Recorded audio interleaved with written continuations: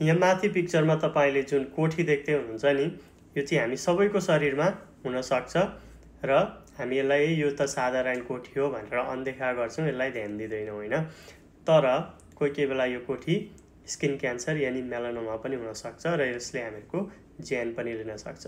र यदि तपाईको शरीरमा पनि यस्तो कोठीहरु धेरै छ भने यो भिडियोलाई सेभ गरिहाल्नुहोस् र जसको शरीरमा यस्तो कोठीहरु छ उहाँहरुसँग यो भिडियो पक्कै पनि शेयर गर्नु होला। र स्किन क्यान्सर र साधारण कोठीलाई छुट्याउन हामीले 5 वटा कुराको ध्यान दिनुपर्ने हुन्छ।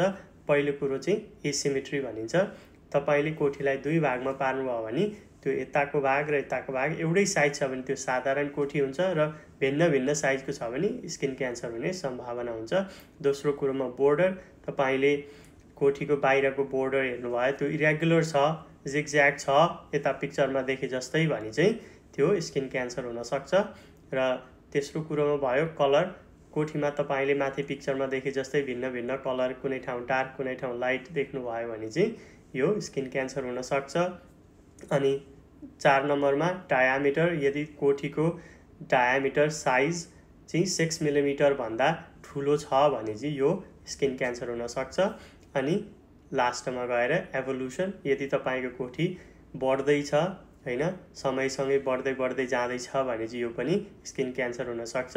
र यदि 5 वटामा एउटा पनि फिचर तपाईले कोठीमा देख्नु भयो भने चाहिँ तुरुन्तै गएर आफ्नो डाक्टरलाई चेकअप गराउनुहोस् अनि बायोप्सी पनि गर्नुपर्ने हुन सक्छ। So that's it for today. तर तपाईलाई केही क्वेशन्सहरु छ भने कमेन्टमा लेख्नुहोस् अनि यस्तै भिडियोहरु अरु हेर्नको लागि मेरो प्रोफाइललाई फलो पनि गर्नुहोस्।